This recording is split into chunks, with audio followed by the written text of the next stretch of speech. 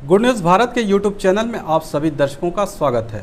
मैं संजीव शर्मा और आइए देखते हैं गुड न्यूज़ भारत पर आजमगढ़ की कुछ खबरें फटाफट अंदाज में।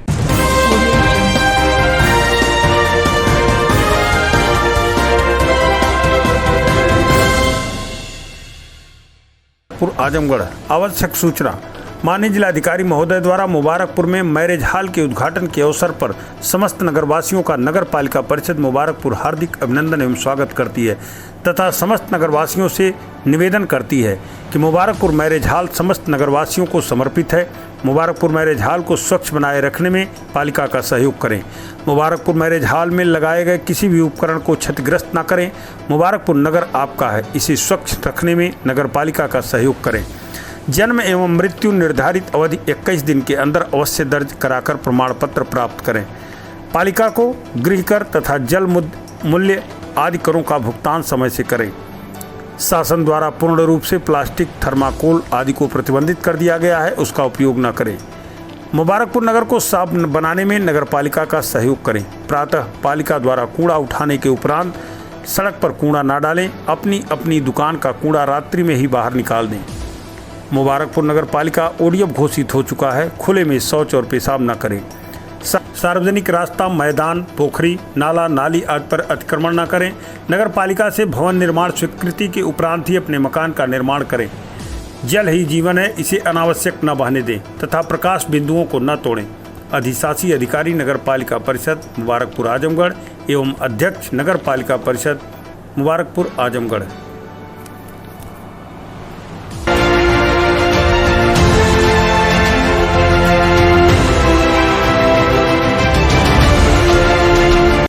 आजमगढ़ जिले में रेशमी नगरी के नाम से विख्यात मुबारकपुर नगर पालिका क्षेत्र में विकास की एक कड़ी और जुड़ गई। जी हम बात कर रहे हैं मुबारकपुर नगर पालिका की, जहां नगर पालिका परिषद की चेयरमैन करीमुन्निसा व उनके प्रतिनिधि हाजी अब्दुल मजीद के प्रयास से एक मैरिज हॉल का निर्माण कराया गया। मैरिज हॉल की खूबियों की बात की जाए तो मैरिज हॉल की भव्यता देख के ही अंदाज़ा लगाया जा सकता है कि वह कितना खूबसूरत बना होगा। मैरिज हॉल में एक बड़ा हॉल के अलावा कई कमरे बने हैं।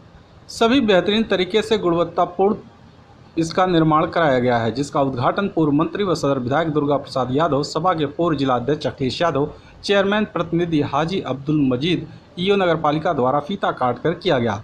इस दौरान मीडिया से बातचीत में चेयरमैन प्रतिनिधि ने बताया कि उनकी तमन्ना थी कि गरीबों के लिए एक मैरिज हॉल बने, जिसमें गरीब तबके के लोग कम कीमत पर अपने बच्चों की शादी व अन्य कार्यक्रम कर सकें, क्योंकि गरीब वर्ग के लोगों के लिए प्राइवेट मैरिज हॉल लेना नामुमकिन सा है। ऐसे में इस मैरिज हॉल के बन जाने से लोगों को सहूलियत मिलेगी। जो सपना उन्होंने देखा था आज वह साकार हो गया। ये हम इसे समझ रहे हैं, ये मैरिज हॉल जो है प्राइवेट मैरिज हॉल हर आदमी नहीं कर सकता।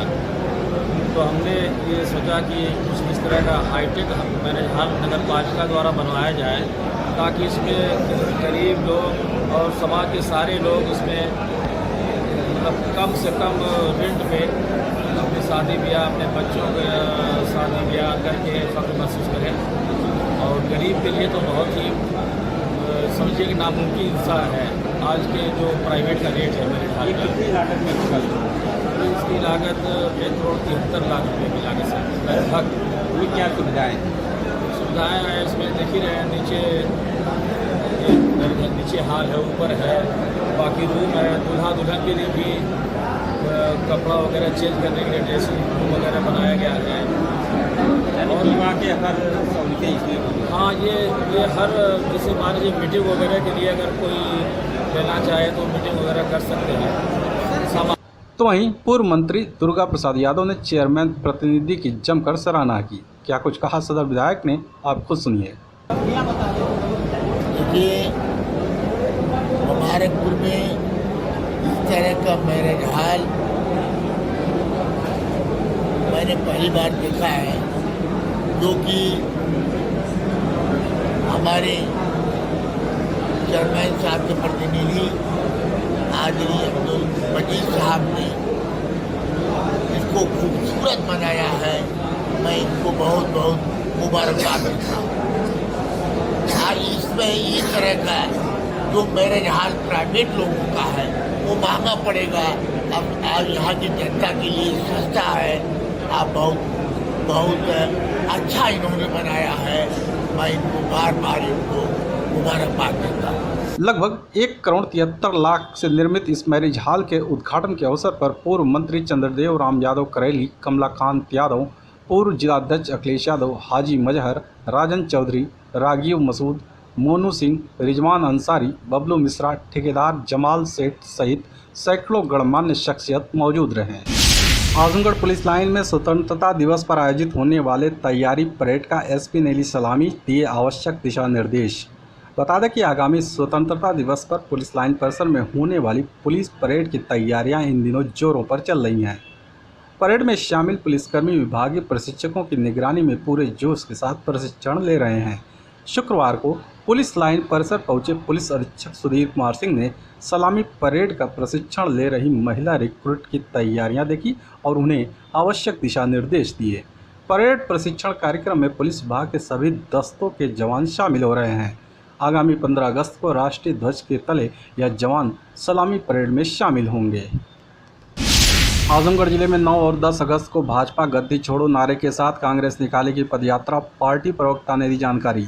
नगरपालिका स्थित पार्टी कार्यालय पर आयोजित प्रेस वार्ता के दौरान कांग्रेस प्रवक्ता ओमकार पांडे ने मीडिया से बातचीत में बताया कि भारत छोड़ो आंदोलन की वर्षगांठ पर अखिल भारतीय कांग्रेस कमेटी के राष्ट्रीय महासचिव प्रभारी उत्तर प्रदेश प्रियंका गांधी एवं उत्तर प्रदेश कांग्रेस अध्यक्ष अजय कुमार लल्लू के आह्वान पर जिला अध्यक्ष प्रवीण कुमार सिंह के दिशा निर्देशों के अनुसार आजमगढ़ कांग्रेस जनपद की सभी 10 विधानसभाओं में महंगाई, बेरोजगारी, 3 कृषि कानून की वापसी, किसानों के बकाया गन्ना मूल्य के भुगतान, अपराधों में बेतहाशा वृद्धि, महिला सुरक्षा, पेगासस जासूसी मामले की जांच एवं सरकार के कुशासन के विरोध में भाजपा गद्दी छोड़ो नारे के साथ कोविड की गाइडलाइन का पालन करते हुए पदयात्रा निकालेगी।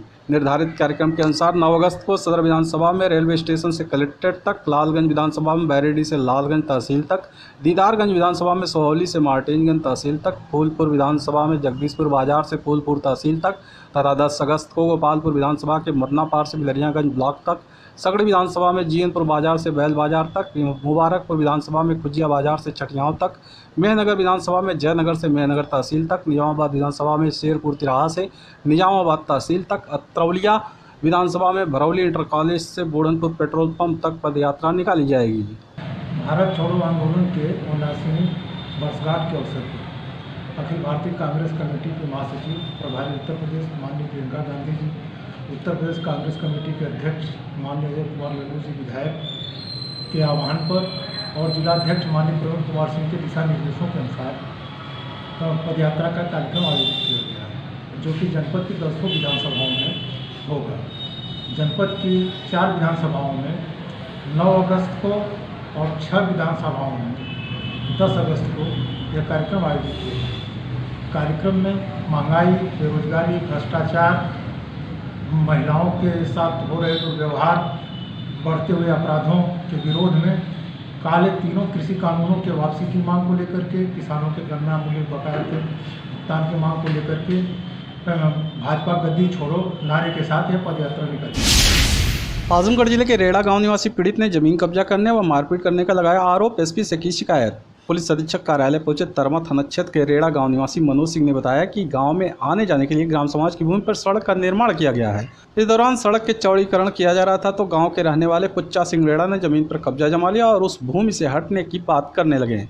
जब उसने मना किया और इसकी शिकायत एसपी को पहले भी किया था तो उसे फर्जी मुकदमे में फंसाने की कोशिश की गई। साथ ही उसके घर पर कुछ लोग पहुंचकर गाली गलौज करने के साथ मारपीट किए। पीड़ित ने एसपी को शिकायती प्रार्थना पत्र देकर जान माल की सुरक्षा की गुहार लगाई है। मामला सर एक मेन रोड से लगा हुआ नवीन प्रति ग्राम समाज की ज़मीन है और उस ज़मीन से हम लोगों ने एप्लीकेशन दिया था, एसडीएम साहब को दिया था, तहसीलदार साहब को दिया था, ऑनलाइन भी किया था, पोर्टल पे किया था। ये पुच्चा बाबू उस पर कब्जा करके अपने कब्जे में लेना चाहते हैं। उसके बाद एप्लीकेशन के बाद पुच्चा बाबू ने फ़ोन करके धमकी दिए कि उससे हट जाओ। हमने नहीं हटा। उसके बाद तरमा SHO को गलत सूचना देके हमारे यहाँ गांजा दारू के में फंसा के हमारे यहाँ SHO को भेजे थे। SHO साहब ने जाके वहाँ पर कुछ नहीं मिला, हमें बुला के थाने में फिर समझा बुझा के पुच्चा सिंह से आगाह करके छोड़ दिया। फिर हमने आके SP साहब को एप्लीकेशन दिया। एप्लीकेशन देने के बाद 6 घंटे बाद हमारे घर पे हमला हो गया। मैं गांव में गया था, हमारे बूढ़ी माँ को पत्नी को मारो, धक्का देकर गाली गलौज करके चले गए। शायद मैं मिलता वहाँ पर तो मेरे साथ कुछ भी दुर्घटना हो सकती थी। तो वहीं पुच्चा सिंह रेड़ा ने अपने ऊपर लगे सभी आरोपों को निराधार बताया। कहा कि वे आजमगढ़ में रहते हैं, गांव जाते ही नहीं हैं। आरोप लगाने वाला व्यक्ति धनगुआई के चक्कर में गलत शिकायत कर रहा है। उन्होंने कहा कि इस मामले से उनका कोई लेना देना नहीं है, बल्कि आरोप लगाने वाला व्यक्ति खुद अनैतिक कार्यों को करता है। कुछ भी नहीं, मनोज जो अपनी सारी संपत्ति बेच चुका है, मडई में रहता है, गलत धंधों में लिप्त है और झूठा आरोप लगा रहा है द्वेष बस, पैसा उगाही के चक्कर में चाहता है कुछ मुझसे पैसा लेना। उसका यह भी आरोप है कि आप लोगों ने उसके घर पे जाके गाली गलौज नहीं, कभी मैं तो आजमगढ़ ही रहता हूँ, मैं तो कहीं जाता ही नहीं। मैं हूँ एक लड़का है, बाहर ही रहता है, हम लोग व्यापारी आदमी हैं, हमारा तो कोई उससे लेना देना भी नहीं। खबरों में हो चला है एक छोटा सा ब्रेक। आप देखते रहिए गुड न्यूज़ भारत।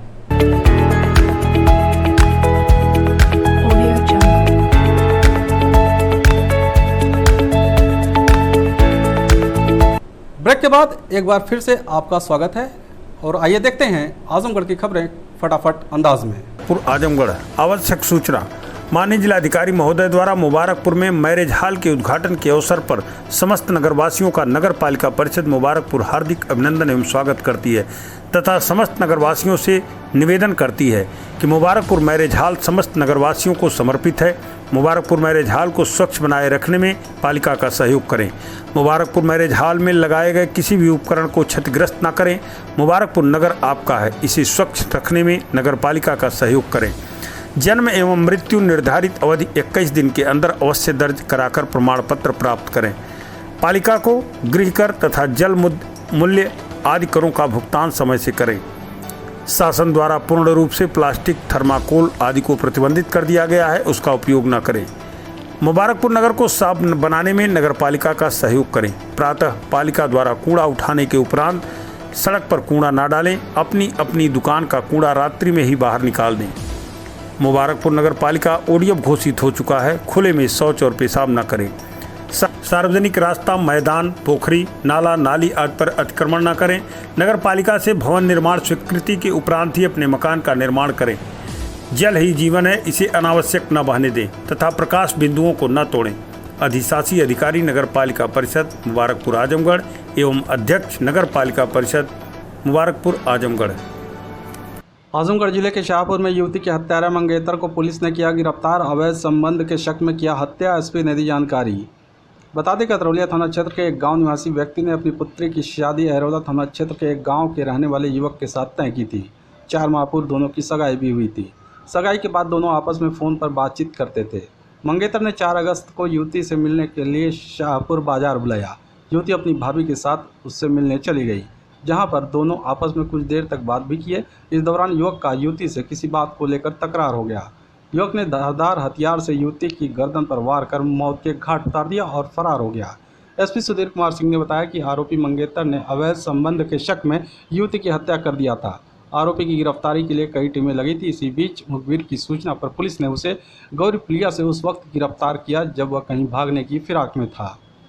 देखिए, थाना तौलिया क्षेत्र में एक जो लड़की थी उसकी गले काट के हत्या कर दी गई थी। उसमें वो हत्या उसके प्रेमी द्वारा की गई है। प्रेमी अरेस्ट किया गया है और जो बात निकल के सामने आई है, जो उसने बताया कि उसे शक था कि इस लड़की के संबंध किसी दूसरे से हैं और वो उसके मंगेतर थी, वो उसे सहन नहीं कर पाया, इसलिए उसने उसकी गला काट कर गिरफ्तार हो गया है। हाँ, अभी गिरफ्तार।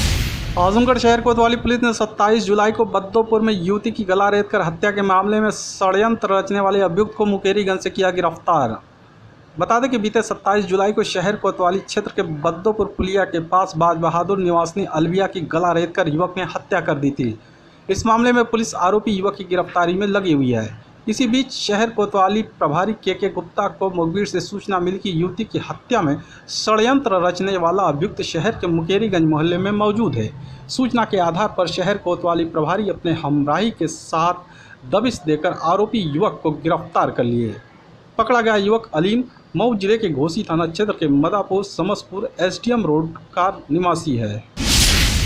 आजमगढ़ शहर के रहमत नगर निवासी युवक ने अस्पताल प्रबंधन पर पक्की बिल न देने व जान माल की धमकी देने का लगाया आरोप। एसपी से की शिकायत।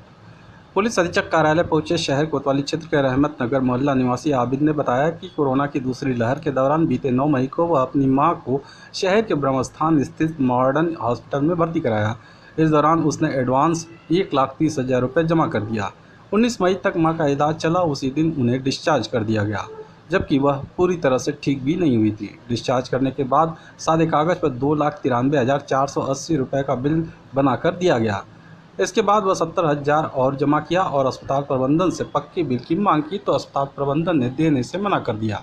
इसी बीच फ़ोन पर बकाया पैसा मांगने के लिए धमकियां दी जा रही हैं। पीड़ित ने एसपी को शिकायती प्रार्थना पत्र देकर न्याय की गुहार लगाई है। मैं अपनी माता जी का इलाज कोविड में इलाज कराने के लिए मॉडर्न हॉस्पिटल ब्रह्मस्थान पे 9 मई को हमने एडमिट करवाया था और 9 मई से लेके 19 मई तक उनका वहाँ इलाज चला। उसके दौरान सारी दवाएं, सिलेंडर और रेमडेसिविर इंजेक्शन, फेबीफ्लू दवा, सब कुछ हमने अपना वहाँ प्रोवाइड करवाया। वहाँ एज अ सिस्टर नर्स उसके लिए हमने वहाँ पे एडमिट करवाया था कि रात बिरात कोई ज़रूरत पड़े कि सिस्टर नर्स की, तो वहाँ उनको टाइम से इंजेक्शन लग जाए। और उसके बाद जब 10 दिन हो गए, हमने डॉक्टर ने उनका सिटी स्कैन करवाया तो वहाँ पे उनका 25 में से 18% बता रहा था, तो उन्होंने दूसरे दिन डिस्चार्ज कर दिया 19 मई को। और बिल मांगने पे उन्होंने एक सादे पेपर पे हमको बिल बना के दिया और जिस पे 2,93,480 रुपये की बिल उन्होंने दी। फिर हम लोगों ने उस पर जो है 1,30,000 पहले उन्होंने एडवांस जमा करवाया था। उस दिन 70,000 हम लोगों ने दिया और कहा कि आप अभी हमें पक्की बिल बनवा के दे दीजिए तो हम आपको पूरा पैसा पेमेंट कर देंगे। तो वो पक्की बिल बनाने पे आनाकानी करने लगे, कह रहे नहीं हम पक्की बिल नहीं देंगे। फ़ोन का ये कहा है कि उनकी जो डॉक्टर साहब की वाइफ हैं वो जो है मेरी बहन की वो फ्रेंड की बहन है, तो उनके ज़रिए घर का भी नंबर उनके पास मिल गया और वो जो है मेरी बहन को फ़ोन कर करके धमकी दे रहे हैं कि हम वहाँ पहुँचाएंगे, ऐसे कर देंगे, वैसे कर देंगे। और फिर उसके बाद जो है मेरे मामू के पास फ़ोन कर रहे हैं। जितने पेशेंट उनके माता जी को मेरे देखने आए हॉस्पिटल में, उनके ज़रिए उनको जितना नंबर उनको मिला वो सबको फ़ोन कर करके धमकी दिए चले जा रहे हैं कि अब वहाँ पहुँच जाएंगे।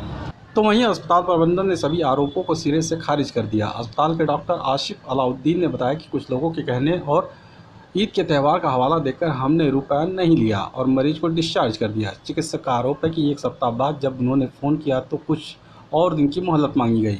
इसी तरह से करीब 2 माह बीत जाने के बाद भी बकाया का भुगतान नहीं हुआ तो उन्होंने एडीएम प्रशासन को शिकायत की।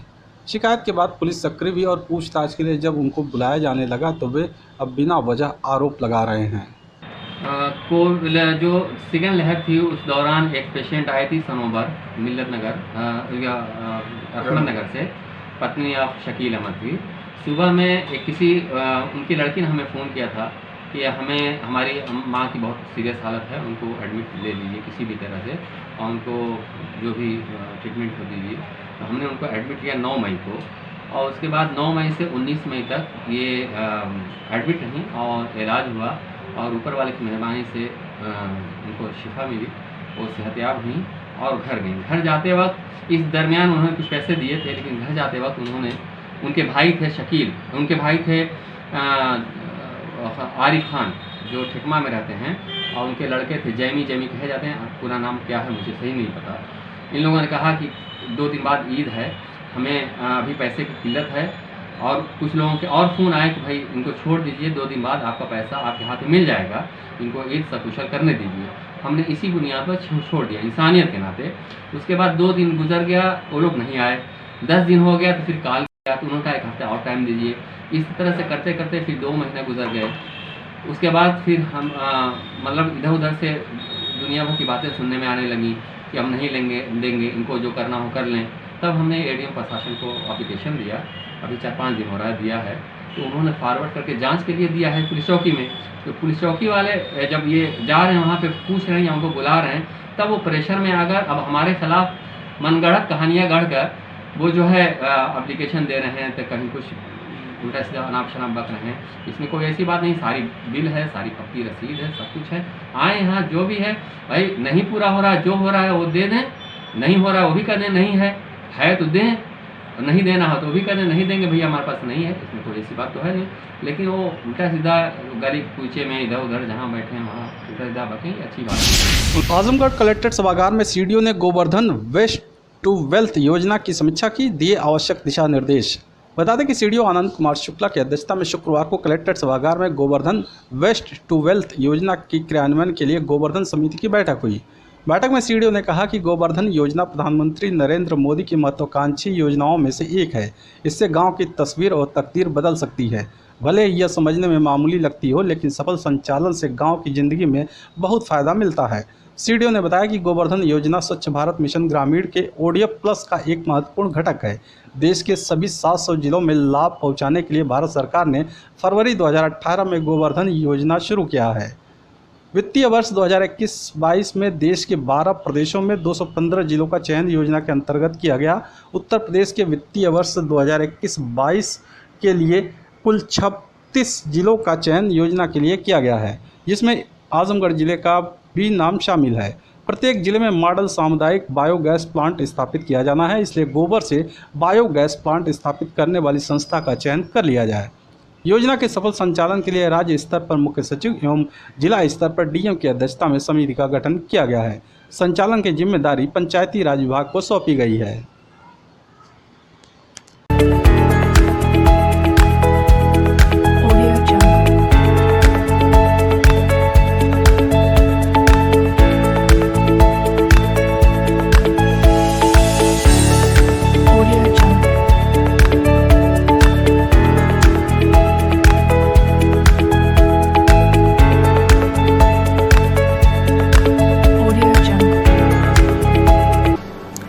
कार्यालय नगर पालिका परिषद मुबारकपुर आजमगढ़। आवश्यक सूचना। माननीय जिलाधिकारी महोदय द्वारा मुबारकपुर में मैरिज हॉल के उद्घाटन के अवसर पर समस्त नगरवासियों का नगर पालिका परिषद मुबारकपुर हार्दिक अभिनंदन एवं स्वागत करती है तथा समस्त नगरवासियों से निवेदन करती है कि मुबारकपुर मैरिज हॉल समस्त नगरवासियों को समर्पित है। मुबारकपुर मैरिज हॉल को स्वच्छ बनाए रखने में पालिका का सहयोग करें। मुबारकपुर मैरिज हॉल में लगाए गए किसी भी उपकरण को क्षतिग्रस्त न करें। मुबारकपुर नगर आपका है, इसे स्वच्छ रखने में नगर पालिका का सहयोग करें। जन्म एवं मृत्यु निर्धारित अवधि 21 दिन के अंदर अवश्य दर्ज कराकर प्रमाण पत्र प्राप्त करें।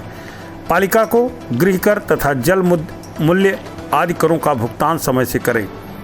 शासन द्वारा पूर्ण रूप से प्लास्टिक, थर्माकोल आदि को प्रतिबंधित कर दिया गया है, उसका उपयोग न करें। मुबारकपुर नगर को साफ बनाने में नगर पालिका का सहयोग करें। प्रातः पालिका द्वारा कूड़ा उठाने के उपरांत सड़क पर कूड़ा न डालें। अपनी अपनी दुकान का कूड़ा रात्रि में ही बाहर निकाल दें। मुबारकपुर नगर पालिका ओडीएफ घोषित हो चुका है। खुले में शौच और पेशाब न करें। सार्वजनिक रास्ता, मैदान, पोखरी, नाला, नाली आदि पर अतिक्रमण न करें। नगर पालिका से भवन निर्माण स्वीकृति के उपरांत ही अपने मकान का निर्माण करें। जल ही जीवन है, इसे अनावश्यक न बहने दें तथा प्रकाश बिंदुओं को न तोड़ें। अधिशासी अधिकारी नगर पालिका परिषद मुबारकपुर आजमगढ़ एवं अध्यक्ष नगर पालिका परिषद मुबारकपुर आजमगढ़।